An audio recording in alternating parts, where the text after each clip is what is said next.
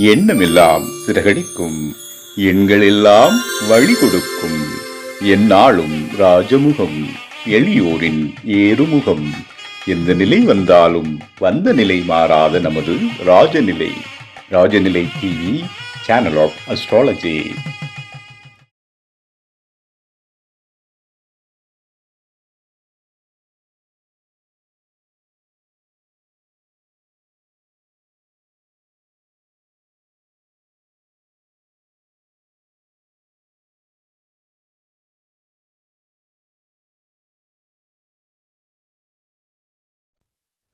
அனைவருக்கும் வணக்கம். இப்போ நம்ம ஒருத்தருக்கு காதல் திருமணம் நடக்குமா நடக்காதா அப்படின்னு பார்க்கறதுக்கு ஒரு எளிய மெத்தட் வச்சிடலாம். லக்னத்துக்கு 2ஆம் இடத்து அதிபதி நீசம் பெற்றிருக்கணும். நீசம் பெற்றிருக்கணும் அல்லது 2ஆம் இடத்து அதிபதி வாங்கிய நட்சத்திரம் நீசம் பெற்றிருந்தா அது கட்டாய காதல் திருமணம். அதே மாதிரி 7ஆம் இடத்து அதிபதி நீச்சம் பெற்றிருந்தாலும் 7ஆம் இடத்து அதிபதி வாங்கின சாரன் நீச்சம் பெற்றிருந்தாலும் ஒரு 60% பேருக்கு லவ் மேரேஜில் இருக்கும். ஆனால் 2ஆம் இடத்து அதிபதி நீச்சம் பெற்றிருந்தாக்கா கன்ஃபார்மாக லவ் மேரேஜ் ரைட்டுங்களா. அதே மாதிரி 2ஆம் இடத்து அதிபதி எந்த அளவுக்கு பலமாக இருக்காதுன்னு பார்க்கணும். அப்படின்னா நட்சத்திரம் சுய நட்சத்திரத்தில் வீச்சமாயிட்டாரு. அப்ப சொந்தத்திலேயே காதல் திருமணம் பண்ணுவாங்க, அவங்க ஜாதியிலேயே. ஐடியா புரிஞ்சாச்சுங்களா? அப்ப அடுத்தது, இப்ப ஒருத்தருக்கு திருமண வாழ்க்கை எப்படி இருக்கு அப்படின்னு பார்க்கும்போது நம்ம எல்லாருமே காத்திருக்கோம் இல்லையா? 7ஆம் இடத்து அதிபதி 6ஆம் இடத்துலயோ 8ஆம் இடத்திலே இருந்து சனியோ செவ்வாயோ சமசப்தமா பார்த்தாச்சுன்னா திருமண வாழ்க்கை போராட்டம் உண்டு. என்னைக்கு வேணாலும் திருமணம் டைவர்ஸ் வரைக்கும் போறதுக்கு வாய். நம்ம ஜாதகம் பார்க்கும்போதே சனி செவ்வாய் சமசப்தமா இருக்கா, ஒருத்தருக்கு ஒருத்தர் சனிக்கு 7 செவ்வாய், செவ்வாய்க்கு 7 சனி இருக்கான்னு நம்ம பார்த்துக்கணும். அதுதான் திருமணத்துல தடையாகிறது. இப்போ மேக்சிமம் பாருங்க 1992, 93, 94 இந்த காலகட்டத்தில எல்லாம் தனுசு, மகரம், கும்பம், மீனத்துல வந்திருக்கா சனி. இந்த பகுதியில் இருக்கும்போது தான் திருமணம் நிறைய பேருக்கு தடையாகும்.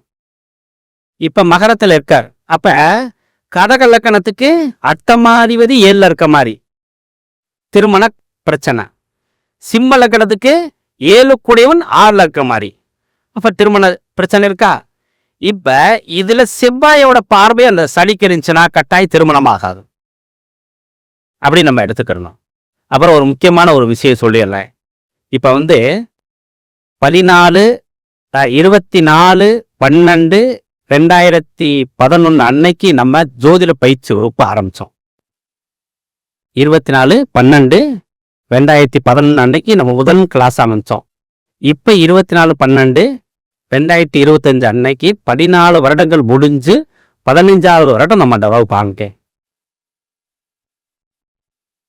அந்த காரணத்துக்காக திருப்பூர்ல சுயம்பர கலா பார்வதி ஹோமம் நம்ம இலவசமா பண்ண போறோம். ஏன்னா நம்ம ஜோதிடர்களுக்கெல்லாம் போன டைம் பண்ணோம். அந்த பண்ணது தாந்திரிக முறையில பண்ணோம். அதனால என்னாச்சுன்னா நிறைய பேர் திருமணம் அமைஞ்சிச்சு. அதனால இந்த டைம் எல்லாருக்குமே நமக்கு தெரிஞ்சவங்க பொதுமக்கள் யார் வேணாலும் வரலாம். அவங்க எல்லாம் இந்த சுயம்பர கலா பார்வதி ஹோமக்களை வரலாம். ஏன்னு கேட்டீங்கன்னா இன்னொரு கிளியம்மனுக்கு திருமணமும் ஆகும். என்னங்க ஆமா, சுயம்பர கலா பார்வதி ஹோமம். அடுத்தது 14 வருஷத்துக்கு ரொம்ப போராட்டமா ஒரு விஷயத்த ட்ரை பண்ணிக்கிட்டே இருந்தேன். எப்படின்னா நமக்குன்னு ஒரு கல்லூரி பிரைவேட் கல்லூரி தான் நம்ம காலேஜில் வச்சு நடத்தினோம். இப்போ கவர்மெண்ட் காலேஜ் வாங்கியிருக்கோம். கனியர் காலேஜ் ஆஃப் அஸ்ட்ராலஜி அப்படின்னு அதே அன்னைக்கு ஓப்பனிங் பண்ணுறோம். நீங்கள் எல்லாரும் வந்துடலாம். அதில் கவர்மெண்ட்னுடைய ரூல்ஸ் எல்லாமே கேம்பஸ் காலேஜ் தான் வாங்கியிருக்கிறோம். அதில் நம்ம ஆன்லைனில் நடத்துகிற மாதிரி கேட்டு இது பண்ணியிருக்கிறோம். அதில் 1980க்கு பின்னாடி பிறந்தவங்க தான் சேர முடியும். பிஏ, எம்ஏ, பிஹெச்டி எழுதி பண்ணலாம். வாஸ்துலையும் பண்ணுற மாதிரி வாங்கிடுறோம். அந்த காலேஜையும் அன்னைக்கு தான் ஓப்பன் பண்ணுறோம். எல்லாரும் முடிஞ்சவங்க வந்துடலாம் அன்னைக்கு. அதே மாதிரி உங்களுக்கு தெரிஞ்சவங்களும் சுயம்பர கலா பார்வதி ஹோமத்துக்கு கூட்டிகிட்டு வாங்க. திருமணம் நல்லபடியாக அமையிட்டோம். அடுத்ததாக இப்போ நம்ம ஒருத்தர் நம்ம ஜாதகத்தை பார்ப்போமே, நமக்கு வீடு அமையுமா இல்லையா, ரொம்ப இலகுவா எப்படின்னா இந்த ஒரு பாயிண்டை எடுத்து விட்டு நீங்கள் 12 பாவத்துக்கு எடுத்துட்டுங்க. எப்படின்னா இப்ப நம்ம லக்கணத்துக்கு 4ஆம் இடத்து அதிபதியை நம்ம எடுக்கணும். நம்ம எல்லாருமே சொத்து வாங்குறது நம்ம பேர்ல வாங்க முடியுமா இல்லையான்னு பார்த்துறது 4ஆம் பாவத்தை தான் பார்க்கணும். 3ஆம் பாவம் வந்து டாக்குமெண்ட். ஆனா நம்ம பேர்ல சொத்து இருக்கா இல்லையான்னு பார்க்கறதுக்கு 4ஆம் பாவம். அப்ப வீடு வாங்க முடியுமா, சொந்த வீட்டுல குடியிருக்க முடியுமா அப்படின்னு பார்க்கறதுக்கு 4ஆம் பாவத்தை எடுத்துக்கோங்க. 4ஆம் பாவக அதிபதி, 4ஆம் பாவக அதிபதி அல்லது 4ஆம் இடத்து அதிபதி வாங்கின சாரநாதன் 6, 8, 12க்கு போகக்கூடாது. அப்படி போனா அது பகை வீடு அனுப்பக்கூடாது, நட்பு வீடா இருக்கலாம். இப்ப சிம்ம லக்கணத்துக்கு 4ஆம் இடத்து அதிபதி செவ்வாய் மீனத்துல 8ஆம் இடத்துல இருப்பார் அப்படின்னு வச்சுக்குருவான். இவங்க உழைப்பு இல்லாம வீடு 8ஆம் இடம் சுபர் வீடு. நல்ல ஞாபகம் வச்சுக்கணும். 8ஆம் இடத்துல சுபர்கள் வீடாக இருந்தா, அதாவது அவங்களுக்கு நட்பு வீடாக இருந்தா வீடு கிடைச்சிரும். எப்படி 4, 8 தொடர்பு இருந்தா, அதாவது உயில் சொத்தோ அல்லது இவங்க சம்பாதிக்காம இவங்க கணவனோ அல்லது இவங்க மனைவியோ இல்ல அப்பாவோ யாரோ ஒருத்தர் வாங்கி கொடுத்துருவாங்க. அதே சமயத்துல 4ஆம் பாவக அதிபதி 8ஆம் இடத்துல பகை வீட்டுல இருக்கும் பொழுது எந்த திசை நடக்குதோ அந்த திசைக்கு இந்த 4ஆம் இடத்து அதிபதி புத்தி நடக்கும்போது கரெக்டா அந்த வீட்டை வித்துருவாங்க. இப்ப 12ல இருந்துச்சுன்னா விரயமா, 8ல இருந்துச்சுன்னா கடன்லயே மூழ்கிறோம், மிச்ச மீதி வராது. 6ல இருந்தாலும் கடனுக்கு போயிடும். அப்ப நமக்கு திருமண விஷயத்துக்கு அதே வங்கிக்கு பல பண்ணணும். 7ஆம் இடத்து அதிபதி 6ஆம் இடத்துல நட்பு வீட்டுல இருந்தா நல்லா அடிக்கிற மாதிரி பொண்டாடி கிடைக்கும். மருதமலை சாமி அடிக்கிறாமல்ல, அதே மாதிரி அதுங்காட வேகமா எங்க கூப்பிட்டாலும் வந்துருவாது. எப்படியா ஒரு நாளைக்கு நிம்மதியா இருக்கலாம் அப்படின்னு. 6ல இருந்தா நட்பு வீட்டுல இருந்தா கட்டாய திருமணம் ஆகும். ஆனா சண்டை சச்சரவுகள் இருந்துகிட்டே இருக்கும். 8ஆம் இடத்துக்கு போனா ஏன் அப்படின்னு நமக்கு பிரச்சனை வருதுன்னா, பதவி மீறா இருந்தா தான் திருமணம் ஆகாது. முதல்ல நம்ம 12 ராசி கட்டத்துல என்ன கிரகம் இருக்கு, நட்புல இருக்கா, பகையில இருக்கா, சமத்துல இருக்கா, ஆட்சி உச்சத்துல இருக்கான்னு பார்த்தாவே போர்பான். நமக்கு பாவக அதிபதிகள் மாரகாதிபதியா இருந்தாலும் சரி, அட்டமாதிபதியா இருந்தாலும் சரி, அவங்க வலுவோடு இருக்கும்போது அதன் கொடுக்க வேண்டிய பலன்களை கொடுத்துருவாங்க. இப்ப நம்ம 6ஆம் இடம் தானே சர்வீஸ். லக்கணமும் 6ஆம் இடத்து அதிபதியும் ஒருவருக்கொருவர் நட்பாக இருந்து ஒருவருக்கொருவர் தொடர்புல இருந்து அரசு வேலை கிடைக்கும். 6 லக்கணம் 10, 10ஆம் இடமும் அரசு வேலைக்கு உரிய இடம். ஆனா 6 அந்த சர்வீஸ்ன்றது நம்ம இல்லாம நம்ம கவர்மெண்ட் இதுக்குள்ள போக முடியாது. லக்னாதிபதி 6ல இருந்தாலும் 6ஆம் இடத்து அதிபதி லக்கணத்துல ஆட்சி பெற்றோ அல்லது நட்பு வீட்டிலேயே இருந்தாலும் 10ஆம் இடத்து அதிபதி 6க்கு போனாலும் அல்லது லக்கணத்துக்கு வந்து 6ஆம் இடத்து அதிபதி தொடர்பு இருந்தாலும் கட்டாய கவர்மெண்ட் உத்தியோகம் கிடைக்கும். ரைட்டுங்களா? அப்படி நம்ம எடுத்துக்கணும். அடுத்ததாக குழந்தை பாக்கியம். 2ஆம் பாவக அதிபதி தசாபுத்தி வராம குழந்தை பாக்கியம் நடக்கா. ஏன்? 2ஆம் இடம் தான் புதிய சொந்தம்.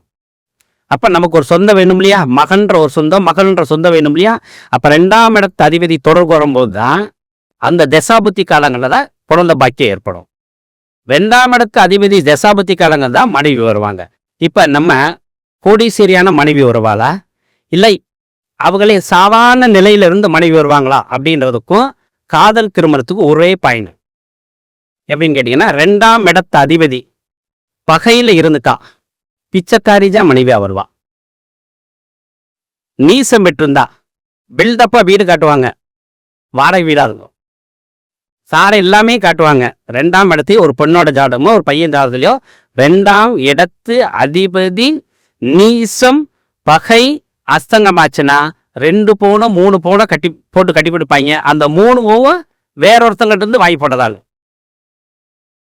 அப்ப 2ஆம் இடத்து அதிபதியா வாங்கிய சாரநாதன் ஆட்சி உச்சமானா கோடீஸ்வரி கிடப்பா. ஐடியா புரிஞ்சிச்சுங்களா? நம்ம வந்து ரொம்ப முக்கியமா ஒரு ஜாதகத்துல 11 பாவகம் எப்படி இருந்தாலும் பிரச்சனை கிடையாது. லக்னம் தான் அதி முக்கியத்துவம் பெற்றோம். ஏன்னா நிறைய சொத்து இருக்கும், அந்த சொத்தை அனுபவிக்கிறதுக்கு யோகம் வேணும் இல்லையா, அப்ப சிந்தனை வேணும் இல்லையா. லக்ன புள்ளி, லக்னாதிபதி சந்திரன், இந்த 3 பேரும் வாங்கிய சாரநாதன் கெட்டு போயிடுச்சுன்னா அதுதான் மூளை வளர்ச்சி இல்லாத குழந்தை. அதை ஃபர்ஸ்ட் பார்த்தணும். மேக்சிமம் உங்களுக்கு நீங்க ஜாதத்தை கொடுத்தோன்னே எதுக்காக வந்திருப்பாங்கன்னு ஒரு யூகம் பண்ணிடணும். ஃபர்ஸ்ட் லக்கண புள்ளியை தான் பார்க்கணும். லக்கண புள்ளி, அந்த லக்கணாதிபதி சந்திர, இந்த 3 பேர் வாங்கியது அஸ்தங்கமா இருந்தாலும் சரி, நீச பெற்றிருந்தாலும் சரி, அந்த குழந்தைக்கு நிறைய பேசவும் முடியாது, மூல வளர்ச்சி ரொம்ப குறைவாக அப்படி நம்ம எடுத்துக்கணும். அடுத்ததாக தொழில் செய்ய போகுது. ஒரு தொழில் பார்க்குறோம் இல்லையா, தொழில் பண்ண முடியுமா முடியாதா? அதுக்கு முன்னாடி திருமணத்தை முடிச்சிடறோம். குருவு சுக்கிரனு 6, 8 இருக்கிறவங்களுக்கு திருமணம் வரைக்கும் என்னைக்கான போராட்டம் எழுந்துகிட்டே இருப்போம். பாதிப்பு இருக்கிற வக்கரம் ஆயிருந்தா, யாரோ ஒருத்தர் வக்கரம் பெற்றிருந்தாக்க அந்த போராட்டம் இருக்காது, நல்ல திருமணமா இருக்கு. இதை முதல்ல ஃபர்ஸ்ட் பார்த்துட்டோம். குரு சுக்கிரன் 6, 8, சனியும் செம்மாயும் சமசப்தம். அம்மா இந்த 2 பாயிண்ட்ல நம்ம திருமண வாழ்க்கையை முடிச்சிடலாம். புரிச்சா இல்லைங்களா? 2 பாயிண்ட்ல நம்ம திருமணத்தை முடிச்சிடலாம். இப்ப தொழிலுக்கு போகும்போது இதே ஃபாலோ பண்ணணும். சனியும் குருவும் 6, 8 இருக்கிறவங்க யாருமே தொழில் பண்ணி ஜெயிக்க முடியாது. தொழில் பண்ணலாம், ஹை லெவல் வரும், 3 வருஷம் அல்லது 4 வருஷம். அதுக்கு பின்னாடி எவ்வளவு சம்பாதிச்சாலும் அதை பூரா கடன் ஆக்கிட்டு தான் வெளியில வருவான். குரு சனி 6, 8 இருக்கிற ஜாதகம். நீங்க 10ஆம் இடத்த அதிபதியெல்லாம் அப்புறம் பார்த்துக்கலாம். 10ஆம் இடத்தை வச்சு நம்ம என்ன தொழில் பண்ணலாம், 4ஆம் இடத்தை பார்த்து அதுல என்ன தொழில் பண்ணலாம் நம்ம பார்த்துக்கலாம். ஆனா குருவும் சனியும் 6, 8 இருக்கும் பொழுது அவங்க தொழில்ல என்னைக்கா இருந்தாலும் வீழ்ச்சியை நோக்கி தான் பயணம் தான். அதுக்கடுத்து சந்திரன் தான் மனோகாரகன் அப்படின்ட்டு. இந்த சந்திரன் லக்னத்துக்கு 6லயும் 8லயும் இருக்கிற யாராவது ஒருத்தர் தொழில் பண்ணி ஜெயிச்சதை காட்டணும். அப்ப நமக்கு எப்படி ஷெட்யூல் எடுக்கணும், இப்படி 3 பாயிண்ட் 4 பாயிண்ட் நல்ல எடுத்து வச்சுக்கணும். எடுத்து வச்சுக்கிட்டு நம்ம பலன் சொன்னோம்னா கொஞ்சம் கொஞ்சமா சொல்லலாம். இப்போ உலகத்தில் நடக்கிற ஒரு சில சம்பவங்களை பற்றி கொஞ்சம் நேரம் பேசுறேன். ஏன் நான் பேசினேன்னா நீங்கள் அதை பெருக்கிறதுக்கு ஒரு முயற்சி பண்ணுவீங்க. அதனால உலகத்துல என்னென்ன நடக்க போகுது அப்படின்னு கொஞ்ச நேரம் பேசுறேன். ஜனவரி மாசத்துல கடலூர், அரியலூர், நாகை, திருவாரூர் போன்ற மாவட்டங்கள்ல மழையால ஜனவரி மாசம் பாதிக்கப்படும். விவசாயிகள் நெல், கரும்பு, சம்பா பயிரிட்டதனால இழப்பை சந்திப்பாங்க. கோவை, ஈரோடு, பெரம்பலூர், அரியலூர், நாகை மாவட்டத்தில் உள்ள காவல் நிலையத்தில் பணிபுரியும் காவலர்கள் யாருக்காவது சிறந்த அவார்டு வழங்குறதுக்கு வாய்ப்பு உண்டு. தஞ்சாவூர், கரூர், திண்டுக்கல், திருச்சி போன்ற ஊர்களில் இருக்கவங்க போராட்டத்தில் ஈடுபடுவாங்க. தீ விபத்து ஏற்படுறதுக்கு நிறைய ஜனவரி மாதம் தீ விபத்துக்கள் நடக்கிறதுக்கு வாய்ப்பு இருக்கு. அதே மாதிரி குழந்தைகள் தொற்று நோயினால் பாதிக்கப்படுவா. இப்போ பார்த்தீங்கன்னா 7 மாதம் குழந்தைகள் 7 மாசத்துல குழந்தைகள் டெலிவரி ஆகும். இப்ப நீங்க தெரிஞ்சவங்க இருந்தாங்க, கொஞ்சம் கவனமாக சொல்லணும். இப்ப புறைப்பிரசவத்துல தான் இப்ப பிறந்த பிறக்கும். ஆந்திர பிரதேசம், இந்திய மாநிலங்களில் மும்பை, மணிப்பூர், உத்தரகாண்ட், மத்திய பிரதேசம், ஒரிசா இதெல்லாம் தீவிரவாத தாக்குதலுக்கு ஆளாகிற நேரிடும். எல்லை பகுதிகளில் போர் பதற்றம் ஏற்படும். டெல்லி, பஞ்சாப், ஹரியானா போன்ற மாநிலங்கள் நுரையீரல் சார்ந்த பிரச்சனை வந்துடும். இப்பயே வந்துருச்சு நுரையீரல் சார்ந்த பிரச்சனை. அரேபியா, ரஷ்யா, தென் அமெரிக்கா, ஸ்பெயின், ஹங்கேரி போன்ற நாடுகளில் இருக்க எண்ணெய் கிடங்குகளில் தீ விபத்து ஏற்படும்.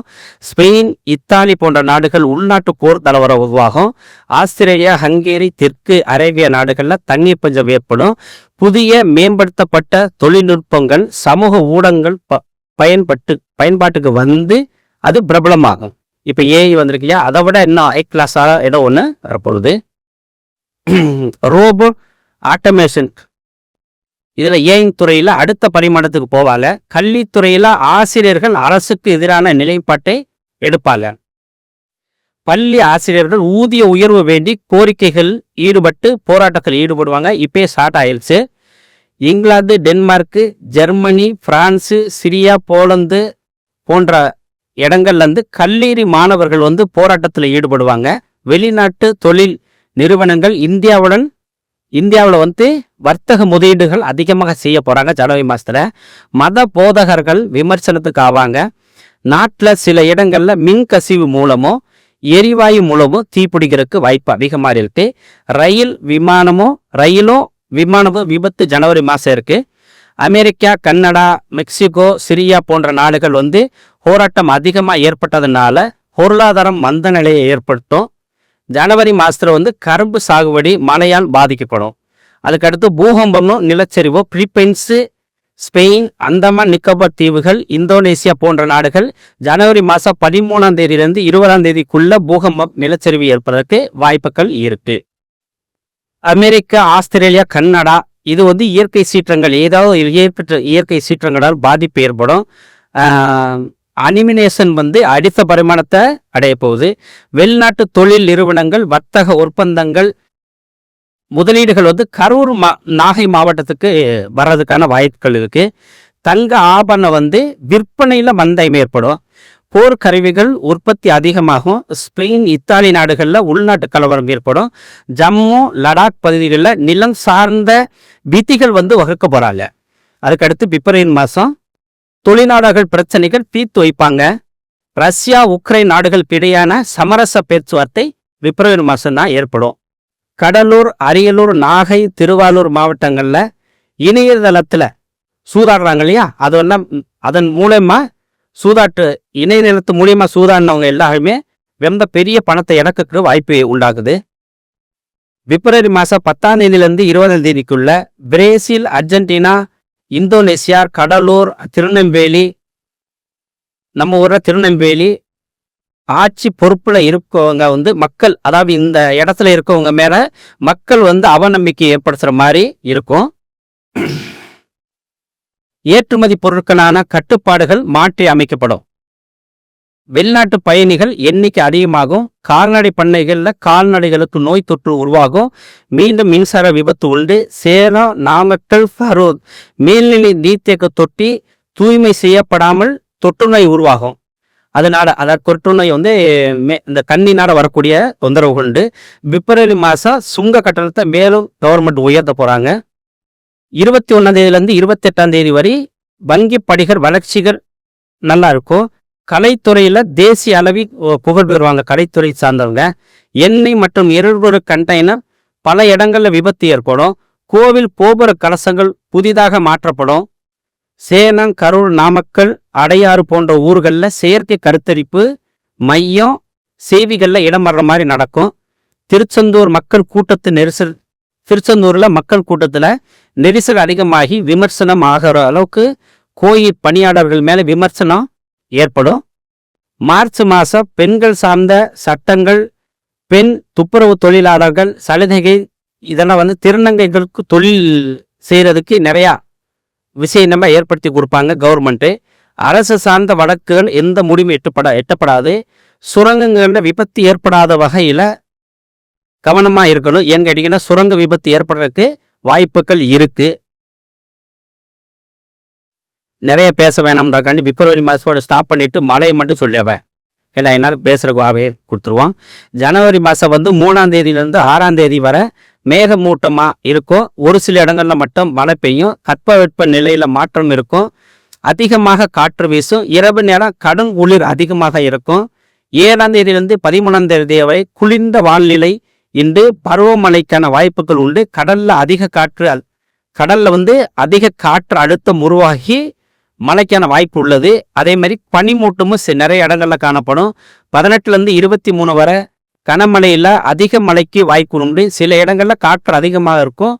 அதே மாதிரி பனியும் அதிகமாக இருக்கும். 24லேருந்து 31 வரை லேசான மழை பெய்யும். சில இடங்களில் மழைக்கு வாய்ப்பு குறைவு. கடும் பனி இருக்கிறது வாய்ப்பு உள்ளது. இதில் வந்து வெளிநாடுகளில் அதிகமாக பாதிக்கப்படுது. தென்கிழக்கு ஆசியா, மேற்கு ஆசியா, மத்திய ஐரோப்பா, வட அமெரிக்கா, வட ஆப்பிரிக்கா, தென் ஆப்பிரிக்கா இதெல்லாம் பாதிக்கக்கூடிய வாய்ப்புகள். இந்தியாவில் வந்து குஜராத், மத்திய பிரதேசம், ஒரிசா, ஜார்க்கண்ட், மகாராஷ்டிரா, பீகார், இமாச்சல பிரதேசம், உத்தரகாண்ட், ராஜஸ்தான், அதே மாதிரி ஜம்மு காஷ்மீர் இந்த இடங்கள்லாம் பாதிக்கப்படும். கர்நாடகா, ஆந்திரா, கேரளா, தெலுங்கானா இந்த மாவட்டங்களும் அதிகமாக பாதிப்பு உண்டாகுது.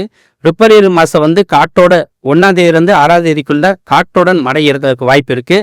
10லேருந்து 13க்குள்ள மேகமூட்டத்தினால இடியுடன் கூடிய மழை இருக்கு. 23ஆம் தேதியிலிருந்து 28ஆம் தேதி வரை 6 கிரகங்கள் ஒரே ராசியில இருக்கும்போது அதிக காற்றுக்கள் அதில் ஏற்பட வாய்ப்பு உண்டு. அந்த நேரத்தில் தான் நிலச்சரிவு ஏற்படுறதுக்கும் வாய்ப்பு இருக்கு. அடுத்தது மார்ச் வந்து 2ஆம் தேதியிலேருந்து 6ஆம் தேதி வரையும், 9ஆம் தேதியிலிருந்து 15ஆம் தேதி வரையும் இந்தியாவில் வடகிழக்கு பகுதியில் கடுமையாக குளிர் நிலவக்கூடிய வாய்ப்பு இருக்கு. 19ஆம் தேதியிலிருந்து 20ஆம் தேதி வரை பலமான காற்று வீசி மழையை மாற்றி கொண்டு போயிடும். 25லேருந்து 30ஆம் தேதி வரை குளிர் அதிகமாக இருக்கும். பனிச்சரிவு அந்த பயத்தில் உண்டாகக்கூடிய வாய்ப்புகள் இருக்கு. ஏப்ரல் 1லேருந்து 7ஆம் தேதி வரை மழை வருவதற்கான வாய்ப்புகள் தென்படும். 11, 14 அப்பத்தான் ஒரு புயல் உருவாகுது, அப்ப மழை பெய்யும். 15லேருந்து 17 வரை தட்பவெப்ப நிலையில மாற்றம் இருக்கும். 18லேருந்து 22 வரை வெப்ப சலனத்தினால இடியுடன் கூடிய மழை உண்டாகும். இந்திய பெருங்கடல்ல ஒரு புயல் ஒன்று உருவாகும். 25லேருந்து 27 கடல் வெப்பம் உச்சநிலை அடையதால மீண்டும் ஒரு புயல் ஏற்படுறதுக்கு வாய்ப்பு இருக்கு. மே மாசம் 8லேருந்து 11 வரை அதிக ஈரக்காற்று மூலமா மழை உருவாக வாய்ப்பு உண்டு. 12லேருந்து 18 வரை கடல்ல பகுதி வெப்ப சலனம் மூலமா வங்காள விரிகுடால மீண்டும் ஒரு புயல் ஏற்படுது. 22லேருந்து 23 வெப்ப சலனத்தினால மழைக்கு வாய்ப்பு இருக்குது. ஜூன் மாசம் 7ஆம் தேதியிலிருந்து 9ஆம் தேதி வரை வெள்ளம் வர்ற அளவுக்கு மழை பெய்யும். 16லேருந்து 22ஆம் தேதி மழைக்கு அதிக வாய்ப்பு இருக்கு. 23ஆம் தேதி மீண்டும் ஒரு கடல் கொந்தளிப்பு ஏற்படுது. 24லேருந்து 30ஆம் தேதி இடியுடன் கூடிய மழைக்கு வாய்ப்பு இருக்கு. ஜூலை மாசம் 1 to 7 மிதமான மழை. 14 to 20 வங்கக்கடல்ல மீண்டும் காற்றத்தாழ்வு ஏற்பட்டு அங்க மழை உருவாகும். 24லேருந்து 25 அதிகமான மழைக்கு வாய்ப்பு உண்டு. 29ஆம் தேதி மழை இருக்கு. ஆகஸ்ட் மாசம் 1ஆம் தேதியில மழை 1, 2 தேதிகள்ல மிதமான மழை இருக்கு. 11, 12 கடலோர மாவட்டங்கள் காற்றோட கனமழைக்கு வாய்ப்பு அதிகம். 19லேருந்து 25 5 கிரகங்கள் ஒரே நாடியில் இருக்கும், அதனால தொடர் மழை கட்டாயம் உண்டு. எப்ப ஆகஸ்ட் மாசம் 19 to 25. 26, 31 வரை ஒரு சில இடங்கள்ல மட்டும் மழை பெய்யும். செப்டம்பர் மாசம் 3ஆம் தேதி 8, 10ஆம் தேதி இந்த இடத்துல எல்லாம் மழை பெய்யும். 17, 19 கனமழை உண்டு. 22, 23 அந்த இருக்கிற உறுதியாக மழை இருக்கு. 26, 27 காற்றோட மழை இருக்கு. அக்டோபர் மாசம் 5ஆம் தேதி 7ஆம் தேதி கனமழை இருக்கு. 18, 21 அதுலேயும் கனமழை இருக்கு. 24, 25 கனமழைக்கு வாய்ப்பு இருக்கு. அக்டோபர் மாசத்துல அதிகமான மழை இருக்கு. நவம்பர் மாசம் 1 to 5 10 to 11 மழை உண்டு. இந்த 10 to 11 இடியோட இருக்கும். 20, 23 வங்கக்கடல்ல புயல் உருவாகும். 20ஆம் தேதியிலேருந்து 23. 29லேருந்து 30ஆம் தேதி மிதமான மழைக்கு வாய்ப்பு இருக்கு. டிசம்பர் மாசம் 1லேருந்து 9ஆம் தேதி வரை இடியுடன் கூடிய மழை இருக்கும். கடல் காற்று அதிகமா இருக்கும், ஒரு சில இடங்கள்ல மழை பெய்யும். 17 to 19 இடியுடன் கூடிய மழை வர வாய்ப்பு இருக்கு. 23லேருந்து 28 வரை அதிக மழை உண்டு. அந்த டயத்துல கிட்டத்தட்ட 4 கிரகங்கள் ஒரே மாதிரி இருக்கும், அதனால அதிகமான மழைகள் ஏற்படும். ஒரு நல்ல வாய்ப்பை உங்கள்கிட்ட நான் பகிர்ந்துகிட்டதுக்கு, இதுவரை நீங்க பொறுமையா கேட்டதுக்காக நன்றி. எல்லாரும் எல்லா விஷயத்திலும் முயற்சி பண்ணணும். ஜாதகம் மட்டும் பார்க்கறது நம்ம வேலையில்லை. நாட்டில் நடக்கக்கூடிய எல்லா சம்பவங்களையும் எடுத்து அதை சொல்றது நம்மளுடைய வேலை. மழை எப்போ பெய்யும் அப்படின்றது அரசர் காலத்துல ஜோதிடர்கிட்ட தான் கேட்டாங்க. என்னங்க, மழை, புயல், பூகம்பம், விண்வெளி ஆராய்ச்சி, பள்ளி சம்பந்தமானது, கல்வி சம்பந்தமானது, எல்லா விஷயத்தையும் கொஞ்சம் கொஞ்சமா முயற்சி பண்ணிக்கிட்டா உங்களுக்கு ஒரு தன்னம்பிக்கை கிடைக்கும். எதுக்குன்னா நம்ம சொன்னது நடந்துச்சுன்னா ஜோதிடத்துல எவ்வளவு உண்மைகள் இருக்கு அப்படின்னு நமக்கு ஒரு கையை. சரிங்களா? மீண்டும் நல்லது ஒரு வாய்ப்புல உங்களை சந்திக்க. நன்றி, வணக்கம்.